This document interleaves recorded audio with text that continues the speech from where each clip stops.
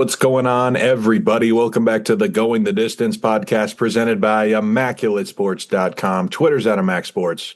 Instagram is also at ImacSports.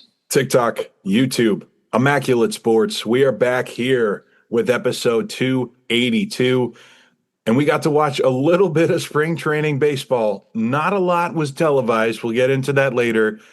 But the point is, it's a new season. It's time to reevaluate everything we know about the top of the league and maybe some more too. So I'm excited just to be talking baseball again today. Yeah, this is going to be a fun episode. Usually one of the, trademarks that we have at the start of a season is spring training overreactions. I think we've done it the past 2 or 3 years now at this point. So we're going to be fun to get into those. And our top 15 players to start a franchise with. Why not at the start of the season? Go ahead and do that. Should be a fun one. And you can't really be wrong right now because we're so early, which makes it even better. I'll let you go ahead and get started, though, with the opener because it's pretty clear number one there. Yeah, same opener back-to-back weeks because Team USA did it, man. They take down Canada in the gold medal game in overtime. I couldn't get up at 5 for this one, but I did catch the last 15 game minutes, and I got an entire breakdown from Brett when he watched the recording of it on the PlayStation Party, so I feel like I have a good understanding of it. Jack Hughes is the hero in overtime. Connor Hellebuck, goalie, he has 41 out of 42 saves, so finally a Jets player coming through in the clutch. It is unfortunately the Winnipeg Jets, though. And just an awesome tournament overall. I'm glad that I relearned most of the rules and the nuances before this tournament started because it really was an amazing underdog story, and it helps that we come out on top for the first time since 1980. Yeah, I was able to watch mainly just overtime of that game. I was out the night prior, didn't go to sleep until like 1:30, 2 o'clock. I woke up like briefly in like the second period. I'm like, okay, I need to turn this on my phone. Fell back asleep. Coincidentally woke up right when overtime was starting. Watched the rest of the game that way. Obviously very cool to see the ending. Very cool to see what they did with Johnny Goodrow's kids and stuff at the end and stuff and bringing out his jersey. Overall, very good Winter Olympics for the USA. Alyssa Liu, the figure skater, stud from the Bay Area. Pretty cool to see as well too. That would probably be number one combination of all those things combined. But spring training has also been going on, and it's our chance to get a look at top prospects if those games are televised. And one game was televised earlier today. Connor Griffin, couple of home runs. One of them, very Mike Trout-esque, just a bomb into left center field. We've gotten to see Kevin McGonigal play a ton. We've gotten to see Bubba Chandler, who obviously been in the big leagues a little bit, but be able to show off his stuff. Ton of pitchers. It's just been good to see. And every game now has StatCast data to go along with it. Sometimes there's misreads, as we saw with Logan Webb reaching 112 today, but it's been good to see. And the next step is getting all these games televised so that we don't have to watch the game via a StatCast spreadsheet instead of, just turning on the TV and being able to see what's going on. But nonetheless, fired up for that. Even if the A's have only scored 2 runs in 4 spring training games so far. Moving on, though, our 5 spring training overreactions, a whole bunch of different directions we can go with these. Always makes it more fun to do. So let's get started with number 1. What is your biggest, or I guess it doesn't have to be your biggest, but just your first spring training overreaction? I am going to start things off simple here. You just mentioned him. Connor Griffin will be the Pirates' starting shortstop by the end of the season. And I understand this is the number 1 prospect in baseball. Maybe it's not the most ridiculous thing to say, but so was Addison Russell. The overreaction comes from the Pirates being a really bad team who doesn't do this kind of thing very often, I guess. But Connor Griffin does look like a very special breed of player. He's only 19. He's going to put a dent into some baseballs this season in the major leagues. Even if he doesn't play enough to get Rookie of the Year, he's going to finish the year as their shortstop. I'll start off a little bit more obscure. Tanner McDougal, starting pitching prospect for the White Sox, makes an opening day start for the White Sox before Hagen Smith or Noah Schultz. Tanner McDougal, He's at number 6 on the White Sox Fangraphs rankings right now as far as prospect goes. Hagen Smith is 3rd. Noah Schultz is 2nd. I believe Noah Schultz or Hagen Smith, one of them got up to AAA last year. I think it was Schultz. Smith was in single A or double A. McDougal's been as high as double A. But the stuff right now, I'm giving the edge to McDougal. His fastball's routinely hitting 100. Slider and curves, grayed out well as well, too. His walk rate is significantly lower than both Smith and Schultz. He doesn't, I'm not for sure here for StatCast data, but it seems that he gives up weaker contact as well, too, when you look at like home runs over fly balls and stuff like that. The only part that I think he might struggle with is getting out lefties because he doesn't use a changeup at all, but I assume that will happen eventually. Overall, he just seems like a more polished prospect and seems to have better health than both Hagen Smith and Noah Schultz as well, too, which, I don't expect him to start the opening day this year, maybe not next year either, but come 2028, I would not be surprised to see him being the guy who the White Sox go to on day one. Okay. On to number 2. So I haven't been able to watch a ton of games, obviously, because nobody has. But one guy I did get to watch a little bit of last week was Matthew Liberatore, the starter of the Cardinals. The former top prospect is starting to run out of time here. 4.5 career ERA, entering his 5th season. But he always has good stuff from the left side when he's healthy. I think Liberatore has a good chance of being the Cardinals all-star representative. And it's hard to say without a ton of video, of course, but the numbers say he's going to be striking more people out. And especially if the Cardinals don't have a good guy in the lineup for this, I'm thinking Matthew Liberatore to the All-Star game. I like that one because nobody's going to talk about the Cardinals on here. Mm-hmm. Nobody's doing that. My second bold prediction is that Carlos Legrange closes games for the Yankees in 2026. The Yankees lost a couple of big-time arms in the free agency in their bullpen. Luke Weaver, Devin Williams. The main guy that they have back there right now is David Bednar. I know they have Duvall and some other guys as well, too. But they don't really have a guy outside of Bednar that I would say would block Legrange from taking that role. And if Bednar struggles like he did in 2024, or if he gets hurt, I think Legrange would be the guy to take his spot. Question is, do they use him as a starter? Why wouldn't they use him as a starter? And my answer to that is that the Yankees have about 8 or 9 guys, when healthy, that would be big league starters. As the rotation goes right now, I think it fills out with Weathers, Warren, and Eel, with Rodon and Cole and Clark Schmidt coming back on the way as well, too. And then prospects like Elmer Rodriguez and Ben Hesh to be a little bit more polished than Legrange at this exact moment. With that being said, I would expect Legrange to be a starter in the long term. But with the Yankees in 2026, where Aaron Boone and the Cashman's jobs are potentially on the line, and you're in a must-win era for the team, Legrange is probably the guy who's consistently hitting 102, 103 on the radar gun to be the guy that you want to close games with because he's got the best stuff, and he's got a ton of out pitches that he can go with. So Carlos Legrange, not LaGrange, which I was saying last week. Legrange, closer for the Yankees in 2026. Okay. Number 3. I feel like I always have to talk about a Florida team when it comes to spring training. So I got something for the Marlins again. Jacob Marcy is on fire to start off February, and he's looking like a great leadoff option for Miami. So far, and it's like 3 games, but he's hitting 500, 3 walks, no Ks. I say Jacob Marcy ends up being among the other WAR leaders in the National League. Maybe 5.5. That would definitely get him to the All-Star game, too.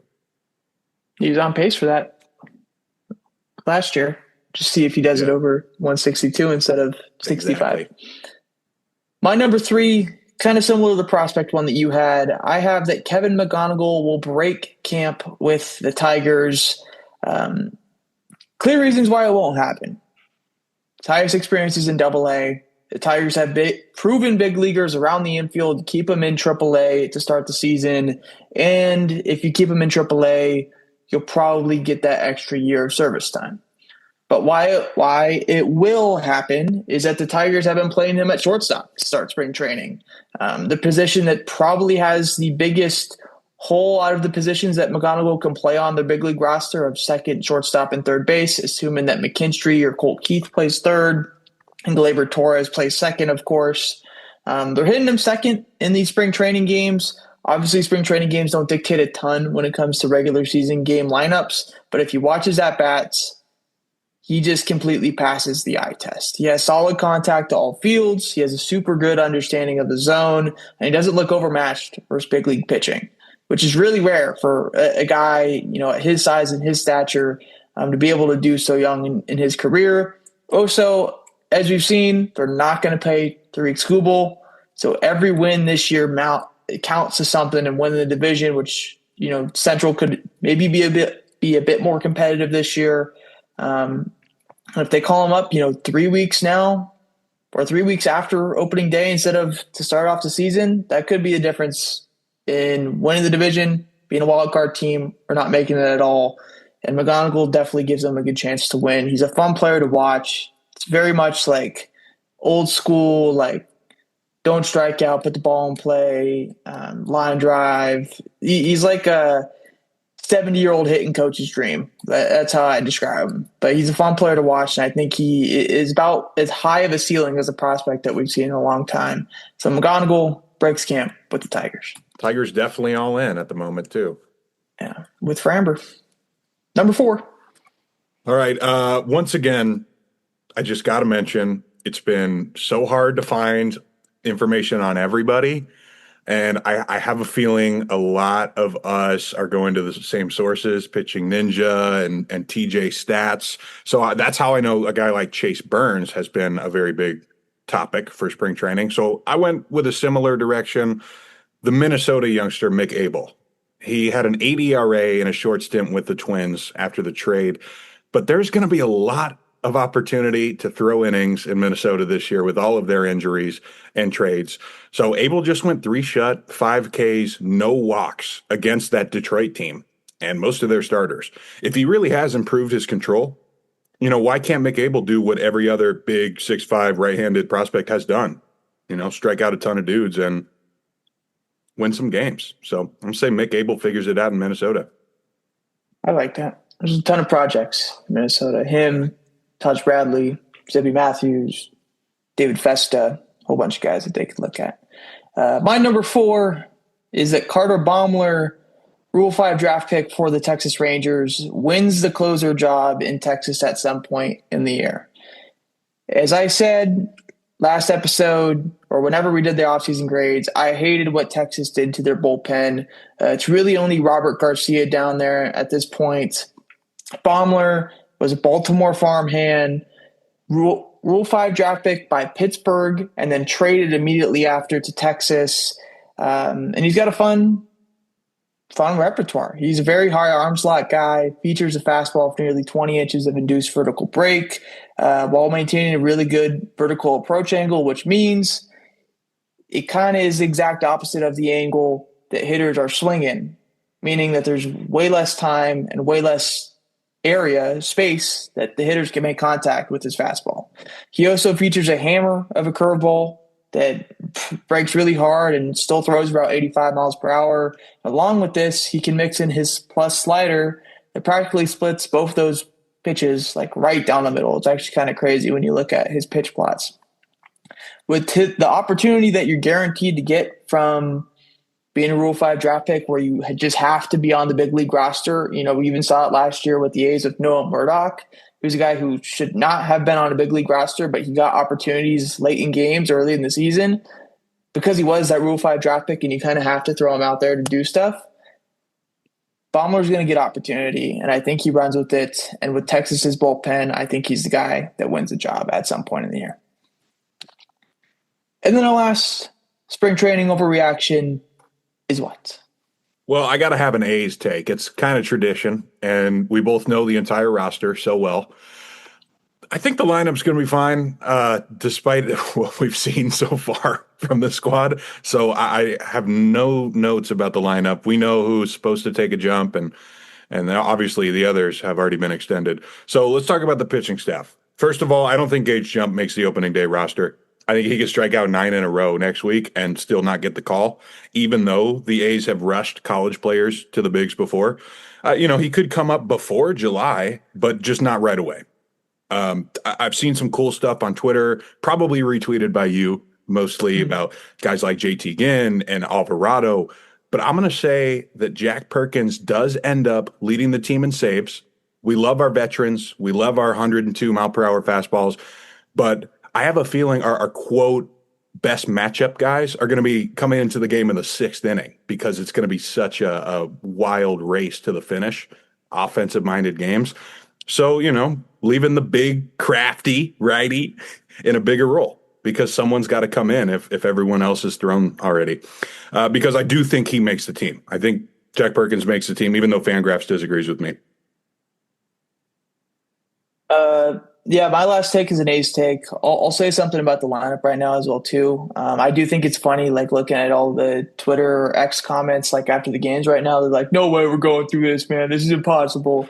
Like, well, sure, you'd like to score 10 runs a game at this point in the season, but we have no repercussions right now. Like, be as bad as you want to be as long as you're good by the first day of regular season. Get your 1-20 stretch out right now. Because it's going to happen with the young team.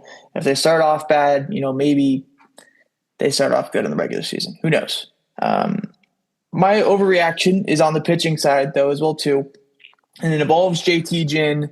I talked about him last year as being a guy I really liked. He just has a fun repertoire where he's able to – he doesn't have usually you see a bias when you are able to do something really good and like be able to have a ton of run on your sinker. It usually correlates to a good changeup because they're going the same way. Or if you throw a fastball that cuts, you're usually able to have a really good slider or a really good cutter that goes with it. JT Ginn's able to do whatever he wants with the baseball, whether it's a sinker, cutter, slider, or changeup, or even the four-seam fastball that he's re-adding back into his repertoire. He can make it move wherever. And that's a very rare thing that you can see with a pitcher. It's very like Clay Holmes-esque. And the velocity was way up in this last start for him on Monday. I think it was yesterday. Fastball up about 4 miles per hour, which is just a huge jump. His cutter, we're seeing 94, 95, 96. His slider's up, and the changeup is up as well too, which already got a ton of whiff last year against lefties. That was a big problem for him. Was super good versus righties, struggled a bit versus lefties. He's able to dial in the four-seamer and throw his changeup a bit better this year. I think he's going to earn a starting spot to start the season for the A's. Probably will be the 5 spot, assuming that it goes, Severino, Springs, and Savalier have a guaranteed 3. It's either Lopez or Morales, I'd imagine, for that 4 spot. I'd say Lopez takes the 4. JT Ginn gets the 5, and maybe, they could go 6. There were some injuries with Springs and Lopez at the end of last year. Maybe they decided to go 6 just to give those guys an extra day of rest. But I think JT Ginn is going to do enough in spring training to not just make the A's roster, who's got an abundance of arms that could potentially make the team. But I think JT Ginn wins a starting spot in the rotation this year. I would like that. Instead of it being Joey Estes or something like that. We are expected to see Jamie Arnold at the end of this week too, which is going to be cool because he's like the way more traditional pitching prospect. There's not a lot of guys in our system that are going to throw as many innings as Jamie Arnold. Yeah, the big time lefty. Should be fun to see. I think that's on Friday for him. Game is not televised, so as expected. Alrighty, moving on from our spring training overreactions. We have our top 15 players to start a franchise with. There's always a bunch of different ways that you can go with this, which makes it fun. I guess we'll start with anybody that you had off of your list because there's a bunch of guys where I'm like, damn, do I really not have this guy on here? Who are those guys for you? Yeah, there's a bunch of them, and I guarantee a lot of these guys are gonna be on your list or just off too.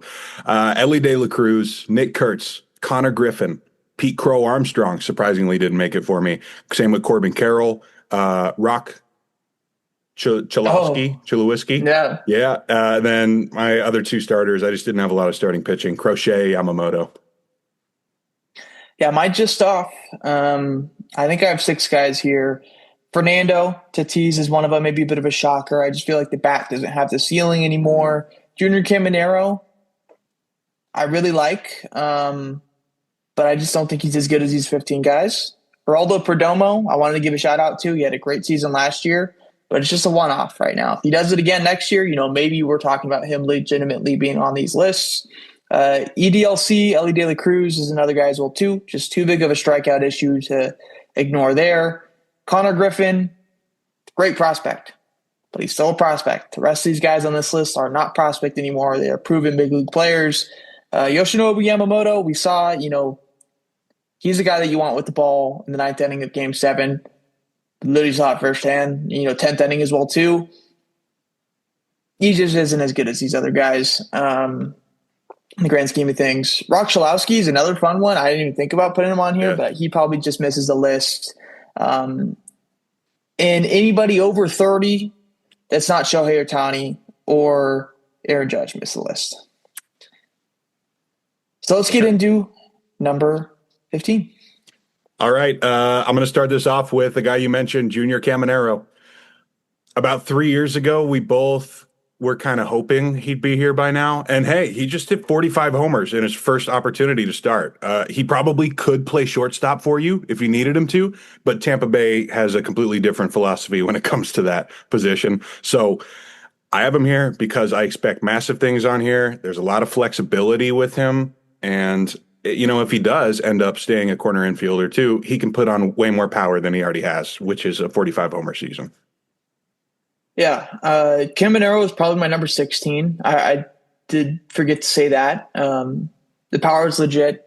I just think for these first couple years back in the Trop, we're not going to see as much power as what we saw in Steinbrenner Stadium. It's a bit easier to hit homers there. Way harder to hit homers in Tropicana. Maybe that's not what I should rank them for because my franchise would not be playing at Tropicana. But that's just where we're at right now. Number 15 for me is where I slot Romine Dini, 21 years old. Really the biggest quote-unquote prospect on here because he has the least amount of MLB time out of anybody on this list. But the eye test is perfect. He's got the plus bat. He's got the plus power. He walks. He has discipline at the plate. He doesn't chase much. Outfield defense is solid. Speed is solid as well, too. I'm not sure, if you can quite say that he's five-tool quite yet, but he's got the ability to get there at some point. And just being 21 years old, playing on Team USA now, I think he's definitely a guy that you got to have on your list, and I assume that you probably have him a bit higher than me. Number 14. Number 14, I am going with a player that doesn't fit your criteria. I still got J-Ram on my list. One of the best all-around players of this generation. Everybody loves J-Ram, except for Tim Anderson. 30 homers and stolen bases is basically a guarantee. Since he turns 34, he's obviously, or since he turns 34 this season, he's obviously fallen way off of this list. He's not in the top 5 anymore, but I felt like I needed to talk about him because I think he's still gonna be on this 30-30 pace for the next 5 years. And that's kind of what I'm thinking. Who's going to lead my team for the next 5 years? I still want J-Ram. Yeah. J-Ram's a good guy as well, too. I probably should have had him somewhere. Just once you got to 30, I kind of just cut you off if you weren't like that generational type of talent. My number 14 is a pitcher that you had honorable mention, Garrett Crochet, age 26, first big time or 200-plus inning season in 2025. He had a pretty extensive 2024 as well, too. The strikeout stuff is about as elite as it can be. Chase, whiff, K, walk, barrel, whatever it is, ground ball rate is all very good. The velocity is there to go with it. And he's a guy that really I don't think we've seen a ton of yet. Obviously, he doesn't have the craziest, 5-year stretch at this point in his career. We saw him as a reliever super early. But I think there's more in the repertoire as he gets older and expands. And he's a guy with his angles and his size, doesn't need to throw 94 or 98 in 10 years from now to get out, I'd imagine. He's a guy that I think will be timeless and I think is going to be an ace of a team for the next 7 to 8 years. Number 13. All right. So my number 13 guy, I went back and forth for a long time, him and Roman Anthony. Roman Anthony did not make my list, actually. Number Mhm. 13, Ronald Acuna Jr. He's not as young as the other guys that we're going to talk about today, but I do think Ronald Acuna has a little bit of Ken Griffey in him, where obviously he's had some horrific injuries, but he's going to go, all right, that's fine. I'm just going to be a power hitter now. His MVP season, he might feel like forever ago, but he's 2 seasons removed. I don't think Acuna is going anywhere, and I think even if someone like Corbin Carroll is way better in the field, I'm still taking Ronald Acuna. Number 13 for me, a guy that I kind of took a bit of a flyer on, maybe a bit of a buy low. Gunnar Henderson, only 24 years old, coming off of his worst big league season so far in his 3 full seasons. But if you remember last year, he missed opening day, came back in the next following days, but I think that plagued him for the rest of the year in his goal to try to get back as soon as he possibly could, rather than trying to get healthy and playing to your full possible ability. And I think he just was under 100% for the rest of the season after that. Um, Even with that, posted good hard hit rates, good average exit velocity. Um, he's still gonna, strike out every now and then, and it's not like a super elite walk rate as well too. But he's a guy that has all 5 tools. Plays good defense for the most part. Shortstop, only 24 years old.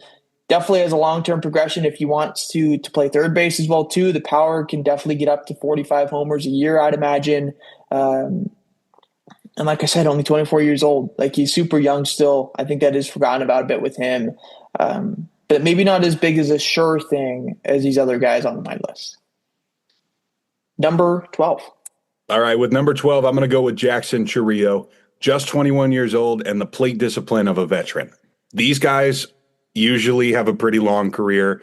Give this guy a full season, he'll probably hit 40 bombs too. I like Jackson Chourio a lot.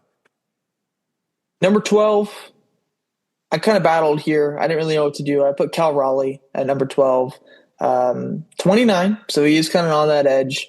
But it's a catcher with 60 homer power who's won a platinum glove before. And that's a statement that's never been uttered in the history of baseball. Like, 100 and what, like 85,000 years for baseball, and nobody's ever done that.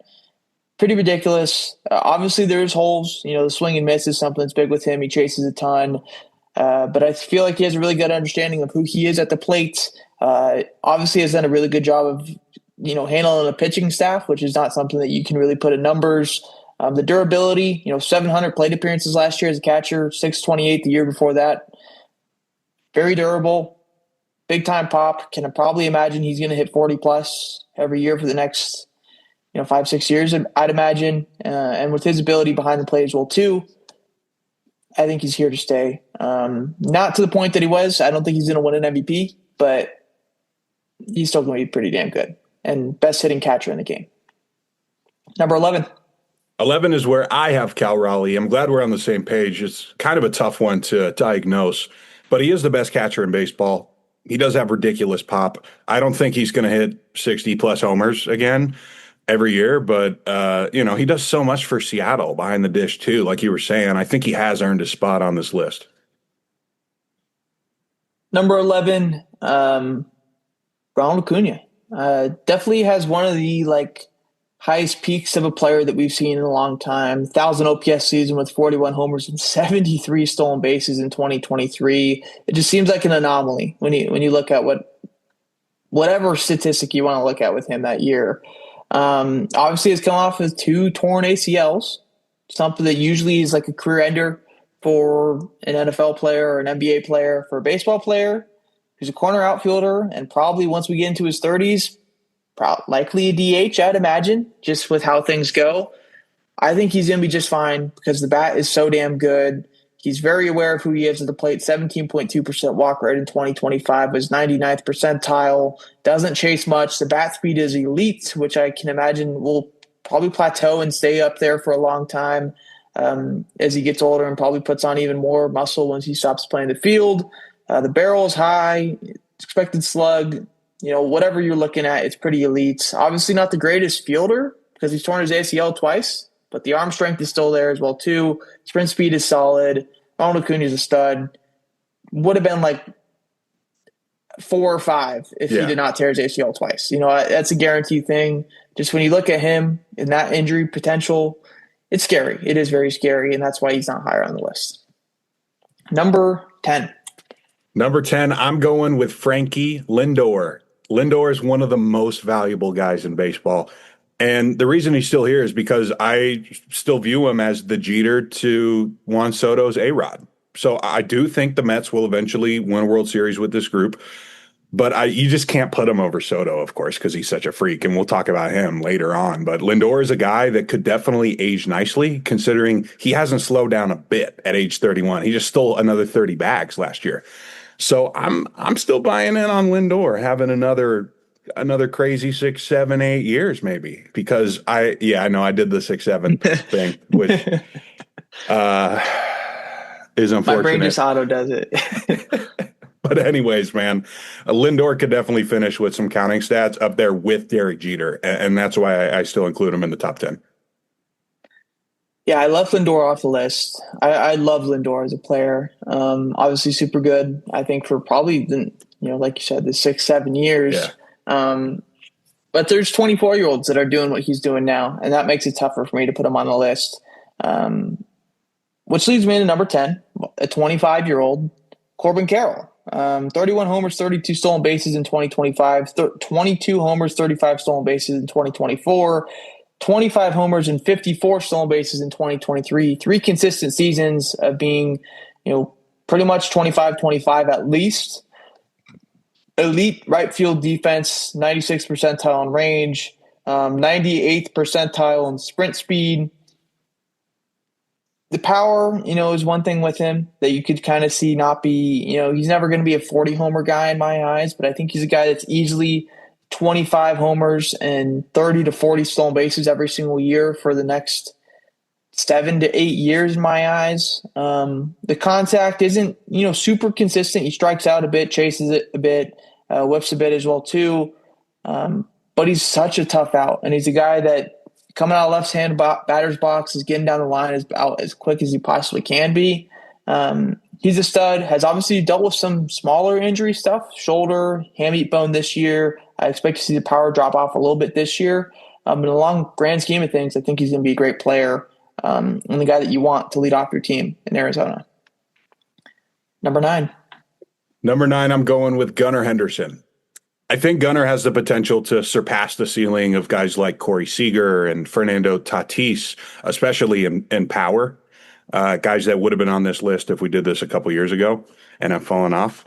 37 homers as a 23-year-old. So, as he gets more removed from his injury-filled season, I bet we do see 40 homers again. I bet we do see his WAR get back up to Bobby Witt territory, because it looks like he is going to stick at shortstop too for this foreseeable future. So I think he's going to end up being one of the top 10 most valuable players of this generation.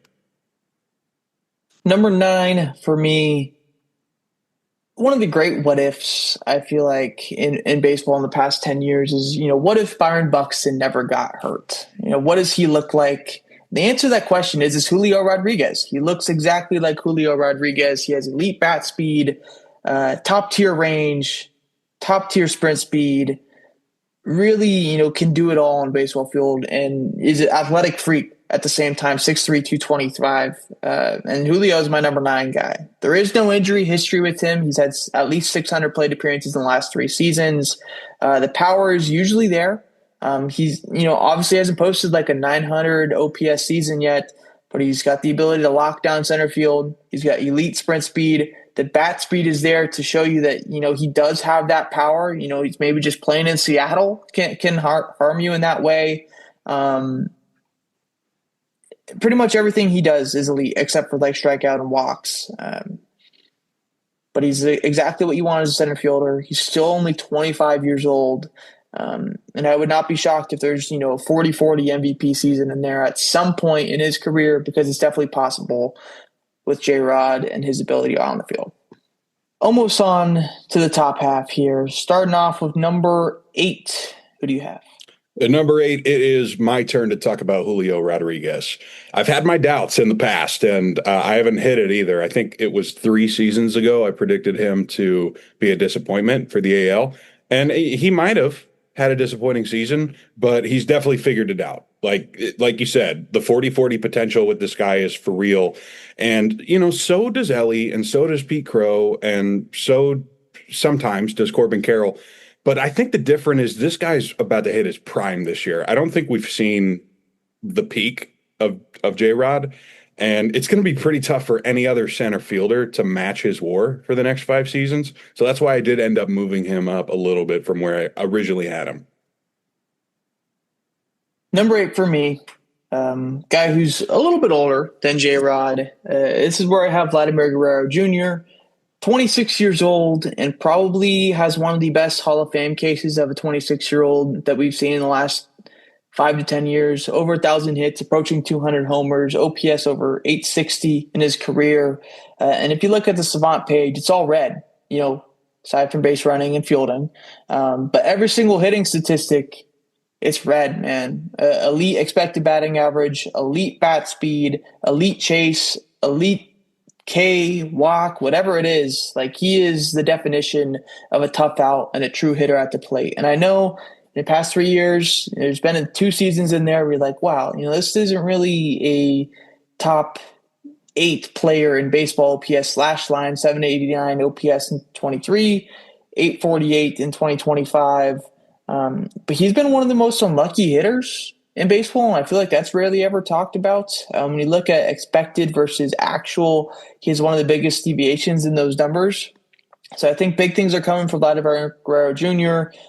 For your non-stat nerd guys that love RBIs. He's coming with your RBIs with that lineup here in these next coming years as well too. He's just the definition of a true hitter, a pure hitter, a 3-hitter in today's game of baseball. And he's about as elite as it comes in that aspect. He's the guy that you want at your plate when it's the 9th inning in the World Series, bases loaded and 2 outs. And I know he almost hit a walk-off homer in the World Series, dead center, just missed it. So he didn't actually come through in that moment, but give him another opportunity, and I think he would. So Vladimir Guerrero Jr., still only 26 years old, very projectable for the next 15 years in my eyes. Number 7. Maybe shockingly not in my top 5. At 7, I have Tarek Skubal, the best lefty in baseball. He gets even better in the postseason too. There's just not a lot of pitching on my list. It's hard to compare a guy who pitches every 5 days to some of these guys who have some unbelievable futures ahead of them. So I won't go too deep into it. We don't really need to talk about the numbers with Skubal. It's the only issue, I guess, is that he's older than Paul Skeens is. That's the only reason he's not in the top 5, because he's amazing.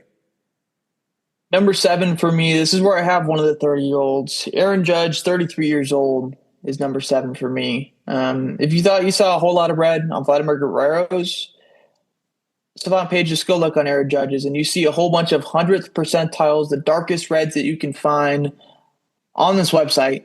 It's nuts. 100th percentile for xWOBA, xSlug, average exit velocity, barrel, walk rate, like whatever it is. He's elite. He's also a really good fielder and man's right field, as short as it can be in Yankee Stadium, as good as you possibly can.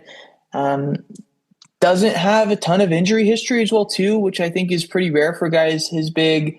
But I am curious to see how it wears on him in 3 years when you're 36 years old and you still are, the monster of Aaron Judge, who's, respectfully close to 300 pounds and, over 6.5 feet tall, is a body type that's probably not going to be able to play 8 more years in the big leagues as, pretty much everybody else on this list is able to. If I'm trying to win a World Series this year, Aaron Judge is probably the pick at number 1 because he's the best hitter in the game, and there's no doubt about that. But I think we might see a steeper fall off, and this is no hating on him. It's just we've never seen a player be able to go that long in baseball at that size, and that's what concerns me. So Aaron Judge, number 7, still, the best hitter in the game. Number 6. All right, number 6, I'm going Vladimir Guerrero Jr. Not everybody is built for October baseball, but Vlad definitely does have that gene. 8 homers for Toronto during the last playoff run. And I also expect him to have many more big time moments, just like he did against the Dodgers. And, considering one of our factors is the ability to carry a team through the postseason, well, he just did it. So that earns a top 10 nod for me, too. A true professional, man. Like this guy is definitely a Hall of Famer. Number six, first pitcher or second pitcher on my list. This is where I have Tariq Skubal, 29, of course. About to hit free agency in a year. I'm super interested to see what that contract ends up being. Does have a bit of injury history. There is a bit of that. The past 2 years, obviously, he's been nails over 190 innings in both those Cy Young campaigns. But before that, he did deal with a bit of, shoulder or elbow stuff. Forget exactly what it was, but there was some history there. But he is about as dominant as we see of a pitcher in the past 20 years of the game.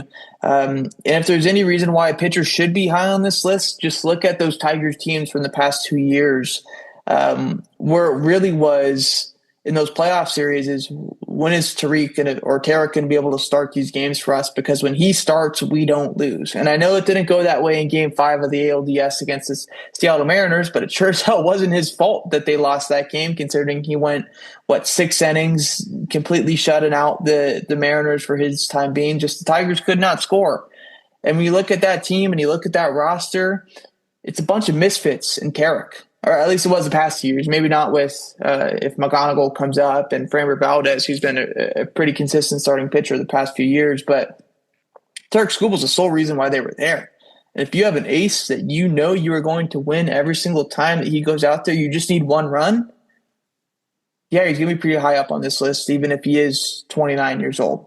Not higher because there is a guy who's 23 years old who's just as good as him, or slightly worse than him, but in that same stratosphere. But Tarek Skubal's a stud. He needs to be on this list, and he's at number 6 for me. Number 5.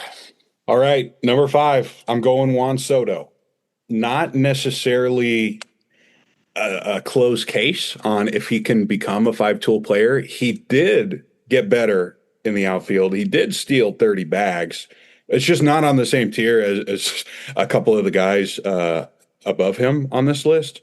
But what he does have is the hit tool, something that should last for a very long time. He's got back-to-back 40-homer seasons, maybe the best eye in baseball, definitely that we've seen. So another guy, it was very hard for me to figure out where to put him because obviously I don't think he's anywhere close to declining, but it's not necessarily a 5-tool player either. My number 5 is definitely not a 5-tool player. I put Kurtz at number 5, and maybe it's a bit of a shocker, but I put him up really, really high because he's 22 years old. He has OPS over 1,000, and he earned respect across the league from pitchers about as quick as I've ever seen a player do so. And he had a pretty rough first 100 at-bats in the big leagues. Those last 400 plate appearances, we're just nuts. The bat speed's off the charts. The walk rate's good from a young age. The chase is really good. I know there's whiff and K, but if you look at Aaron Judge's spot page, same thing. Whiffs and Ks are about the same rate that Kurtz does, maybe a little bit less. The barrel's elite. Whatever you're looking at as far as a hitting metric, except for whiff and K, you're probably going to see a guy who's in the 95th and 100th percentile of stuff. I guess if there's one thing besides that, it's the pull air, which I usually like to see. But he's a guy who's so strong that it doesn't really matter because he can just pump balls out to left field so consistently as we saw last year, like 15 times. You look at his hit spray chart of just homers, it's even across the board, and that's not something that you see too often. I think his strength is very rare at the plate, and I think we could be on a Juan Soto trajectory for him. Maybe not the case of walk and K that like Juan Soto does, but in terms of just sheer WAR and OPS from an offensive standpoint, at that young age is something that we just don't see too often in the game of baseball. So Nick Kurtz is number 5 for me. He is a tool player. He's a hit and a power, and that's all you're going to get from him. But he plays first base. He'll probably DH once he gets into his 30s. But that's 8 years from now, and I think what he does is pretty remarkable. So number 5 for me. There was definitely some superstition involved with me leaving him off the list. That's fair. I already got a jersey, so I kind of have to be bought in with You're him at all this in. point. Yeah. Yeah. Number 4. All right. Number 4, I got Aaron Judge. I decided not to overthink it. He's a top 5 player, one of the most feared right-handed hitters of all time. He's probably not going to catch Pujols because, like you were saying, he's not going to play as many games as Pujols did. But this is basically the Barry Bonds of our time. I know he's right-handed, but it's the same idea. I think even if his body does start to fall apart, I'm going to take the risk of his eye, his discipline, and just his massive size to help him out through those later years. Number 4, this is where I have Paul Skeens because he has a career ERA of 1.96 in his first 2 years. This was a guy, you look at LSU in his final year there when they won the College World Series, and you said, yeah, that guy could probably start opening day for half of the MLB at that current moment. He raced up the minors, and I think just about everybody who has a TV screen and likes baseball watches MLB debut. And I think everybody since then kind of just watches all of his starts as well too, and that's because he's elite at everything that he does. His ability to throw like 8 different pitches all plus at the same time and have as good as control as he does is never before seen. The mix of velocity in there as well too is never before seen. The funky arm slot and deception that he has is pretty rare for a guy that's 6'6", 260, rather just being a straight power pitcher. Usually you see the guys just, try to blow it past you when they're that big and have that much velocity, but he's as much as a pitcher as Dallas Keuchel was in 2015 as there is now in the game of baseball. And that's really, really rare.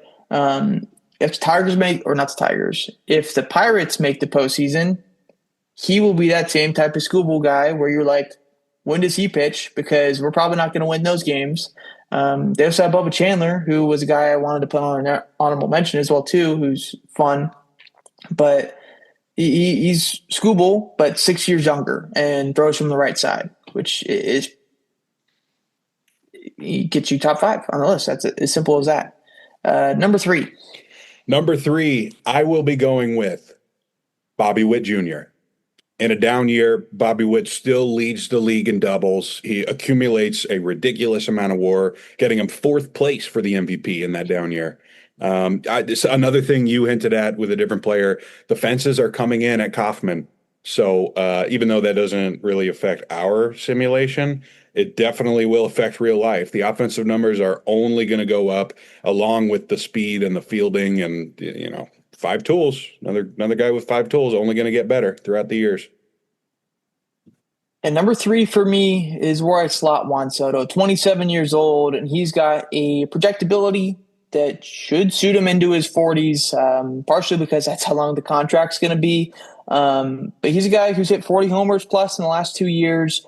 Obviously has definitely the best understanding of the zone within baseball this year. I don't expect him to be in a spot where he loses a single ABS challenge this entire year. Maybe that should have been my overreaction. Chase is as good as it could possibly be. The walk rate's as good as it possibly be. The barrel, exit velocity, expected whatever it is super high for him. Obviously the fielding is low, and once we get into his 30s, he's probably going to be a DH. I like that they're not doing that with him now, because once you move him into a DH, he's not going back from being a DH. Exhibit A is Marcell Ozuna and how fat he got once they put him in the DH spot. And he also stole 38 bags last year, which is just nuts. So he's a 90th percentile base run value last year. Obviously that won't stick into his late 30s, but he could be a guy who steals 20 bases a year for at least the next 7 years, I'd imagine.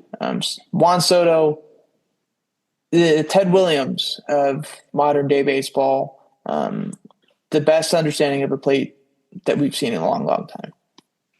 Number 2. All right, number 2. Things get a lot easier to figure out after we get into the top 5. So I have Paul Skeens still left here. I have my number 2. It's only been 2 years so far, but Skeens is on pace for Roger Clemens' trajectory right now, since He's so much younger than when DeGrom started and Greinke and Scherzer and Verlander and any other right-handed pitcher from the last 20 years. And the only thing he's known is a sub-2 ERA for his entire career. He even leads the league in FIP. So I don't expect this to change anytime soon. I don't know. Maybe I'm contradicting myself leaving Skubal at 7, yet Paul Skeens is here up at 2, despite being a starting pitcher, not an everyday player. But I've never seen this before. So that's why I have him only behind one person. Yeah, it's pretty nuts. My number 2, it's Vladimir Guerrero with the ability to be the best fielding shortstop in the league and the fastest player in the league as well, too. It's Bobby Witt Jr. We talked about defenses. I think I talked about it a few weeks ago as well, too, with him in Kansas City. I'm trying to find the expected homers right now by ballpark. His expected homers last year in 2025 was 21 if he played all 21 or all 162 at Kauffman. You put him at Sutter Health last year, he has 37 homers, and we're looking at a completely different player. Probably adds another WAR or two onto his Fangraphs page, adds OPS probably 100 points as well too. He's elite at everything. He is the grand scheme 5-tool player that we saw Mike Trout be at one point in his career, and he's doing that at an even more premium position than center field. He's in the 93rd percentile or higher when it comes to batting run value, base running run value, or fielding run value. It's not that like super elite bat speed or anything like that, but he's such a good athlete that it plays good enough to play in hand with his other tools in the game. I don't know if he can get better.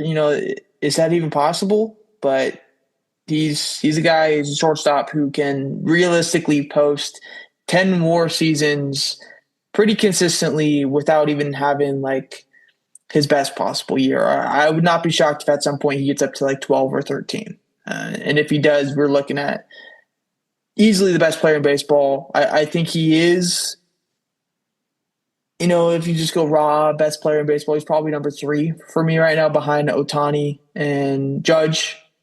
But number 2 on this list for me. And then number 1, this one, doesn't even need to be an explanation. The first question you ask yourself in a simulation like this, fantasy draft, is are we going with the big-time power bat or are we going with an ace? Well, this is Shohei Ohtani. He does both. We did talking about 5-tool players the whole day. This guy has the 6th tool, an ace on the mound too.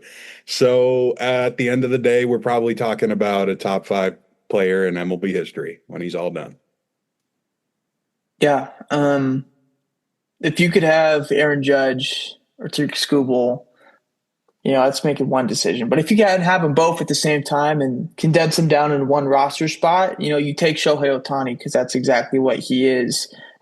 He's also got the speed tool that Aaron Judge doesn't have. I guess you could knock off the fielding tool. So I don't know if you can quite call him a 6-tool player because the 5th tool fielding, he probably would be a good fielder. We just don't know it based off of him not really ever playing the field.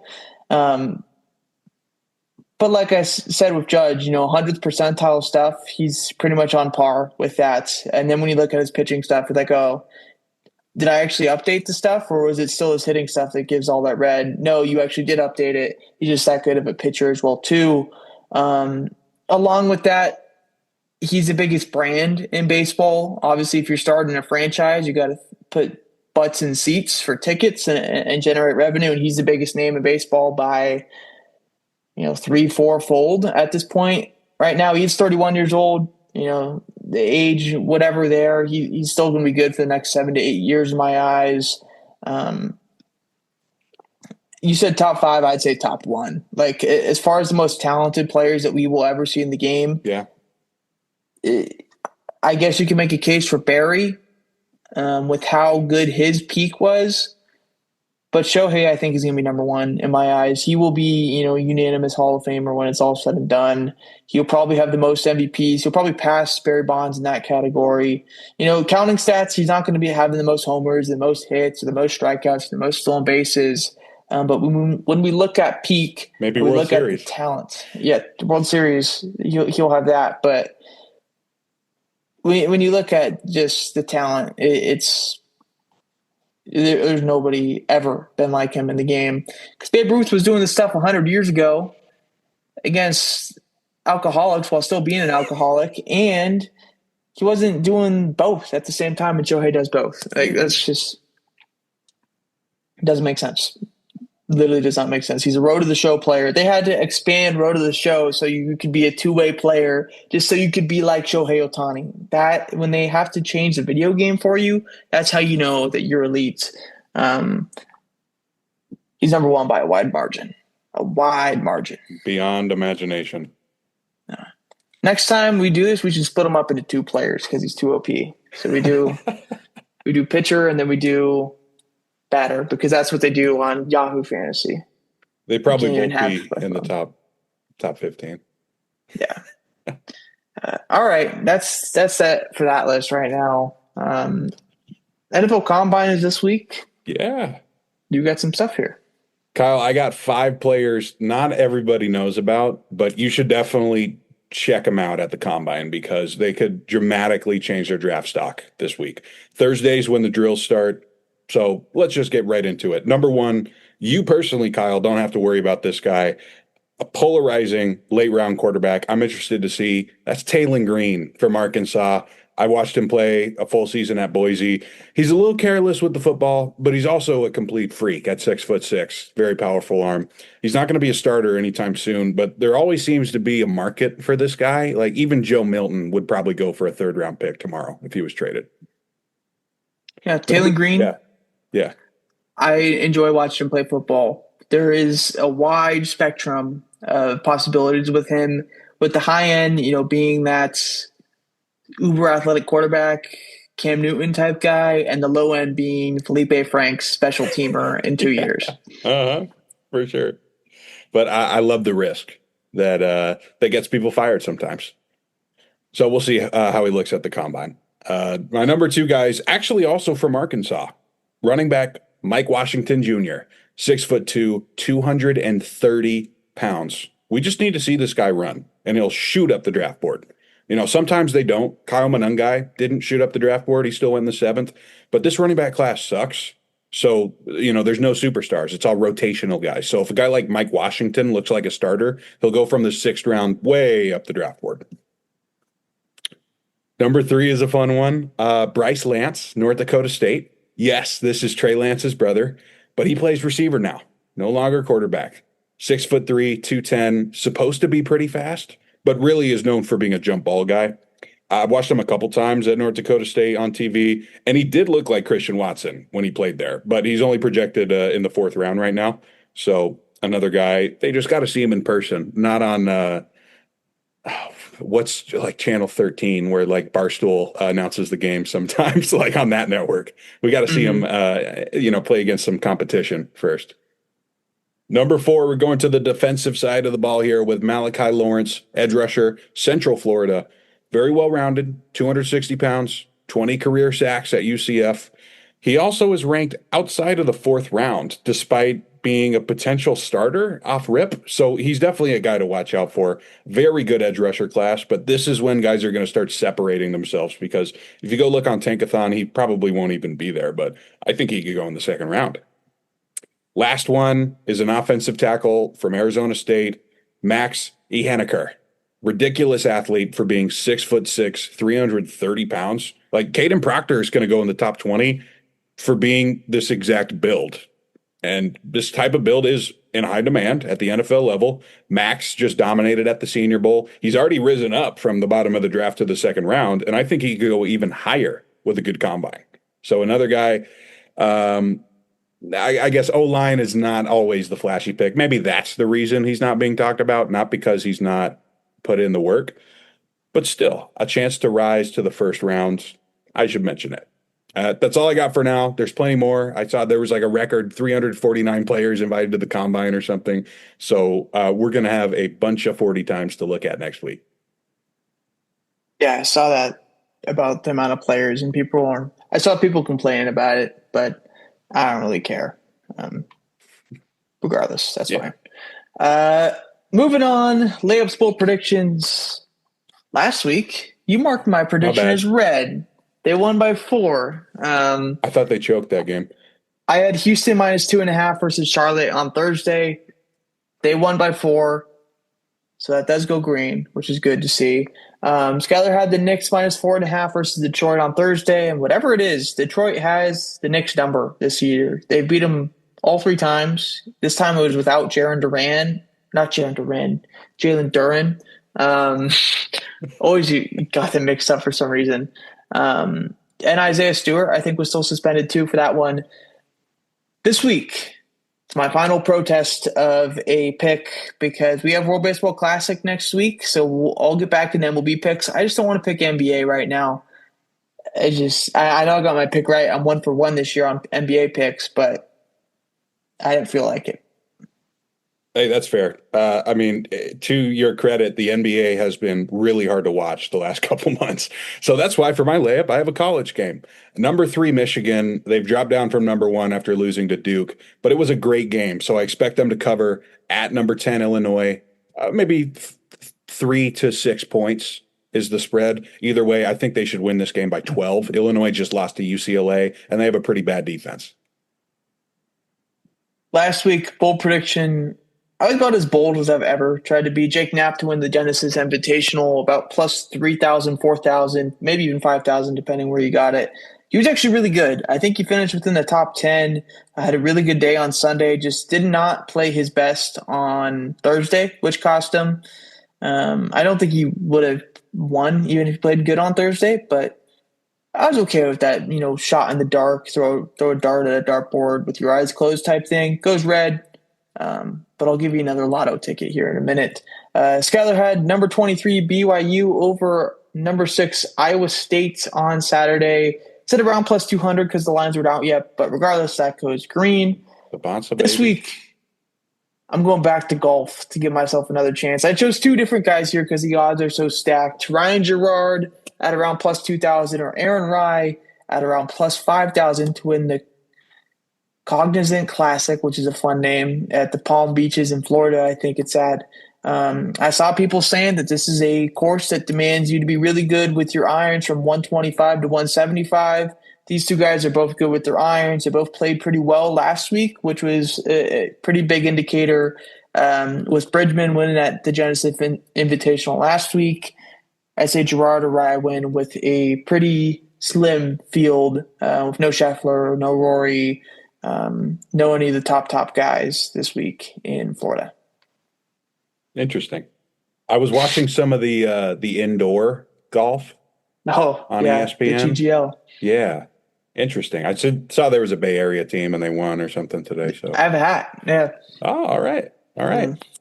Anyways, I think they suck. Yeah. Yeah, probably. I didn't go golf. I don't know anything about golf. So I did, unfortunately, take an NBA game here. But I'm going to go with Miami to win at Philadelphia. They're very close in the standings. Miami is probably going to be in the play-in. But they have Tyler Hero back. And when he came back, Miami destroyed Atlanta, a up-and-coming team who's been playing very well. So Philly, even though they're at home, I don't care. I not that picking in the NBA is easy, especially when you're betting real money on it. But I kind of understand the trend of Philadelphia now, and I don't really love what I've been seeing outside of Maxey, at least. So I'm going to take Miami to beat them. Yeah, when I saw this on our spreadsheet, I thought maybe it was spring training for a second. Miami versus crazy. Philly, plus 180 because the odds. I'm like, dude, this is just a shot in the dark, but NBA makes a bit more sense here. But that's going to do it for episode 282. Next week is going to be a good one in 283. We will have our World Baseball Classic bracket predictions because the tournament will start the next day. So we're not going to go over every team in super depth, but if you're going deep in the tournament, that we'll probably talk about your country for a little bit. NFL free agency predictions will probably line up to next week as well too. If I'm looking at my calendar correct, 3rd will be the next episode. Free agency tampering period, or whatever they call it, starts on the 9th. Okay. usually, I think. So it'll definitely be something that we need to do on the 3rd because by the 10th, all the free agents will be with their teams or, agreed into deals as we usually see. So that'll be a fun episode next week. Spring training continues. The NHL comes back tomorrow. Sharks play on Thursday. The Warriors are trying to tank, but still winning basketball games somehow. Because everyone else is too. Yeah, it's getting a little ugly in the NBA. And the players in college are tanking as well too. Darren Peterson, who knows what's going on there. Um, that's all I got. Yeah, sounds like the Jets are going to talk with Houston about Davis Mills being their quarterback, Mm, which obviously he's, great backup quarterback. It's just kind of sad when that's one of the best options for a franchise quarterback right now. that was going to be Tyson Badgett. I don't think he's touchable. So too They said important to they were Ben receiving Johnson. calls about him. So who knows? Well, Malik Willis? we'll see. I don't know if we have the contract he's looking for, but I would take him. I think he's fine quarterback. Yeah. I don't know if he's going to get the contract anywhere. Maybe Miami because they brought in Halfley, Maybe. but they're also still paying Tua about $1 bajillion. So Yeah. we'll see about that. Find out next week on the podcast where we Yes, have sir. Malik Willis going. Probably not going to do every free agent, or definitely not doing every free agent, but we'll probably hit about 15 to 20 big ones in there. Definitely the receivers. Maybe Linderbaum as our only offensive lineman with this offensive lineman class. A lot of guys getting tagged, per Yeah, a lot of usual. guys getting tagged. Congrats on Breeze. Yeah, we'll see. Yeah. We'll see. Um, but that'll do it. We'll see you guys next week. 283. Any closing remarks? Okay. Not really, man. Just excited to actually watch some baseball when the classic starts because that will be on TV for once. Yes, it will. It's also on Tubi. Oh, good. Yeah. All right, let's go USA. Keep rolling. This is our month. Chinese Taipei, Wei and Lin. Yu Chang? Locking it down. Yu Chang, I don't know if he's playing this time. Oh, I really interesting. don't. I will say my actual closing remark. Trevor May did have a video where he was going through like some guys who used to be top prospects or have crazy names and just like, what happened to this guy? What happened to that guy? Classic One of Trevor the May. people. One of the people. Yeah. Well, all right. That's all I got, Kyle. Yeah. All right. See you next week. See you next week.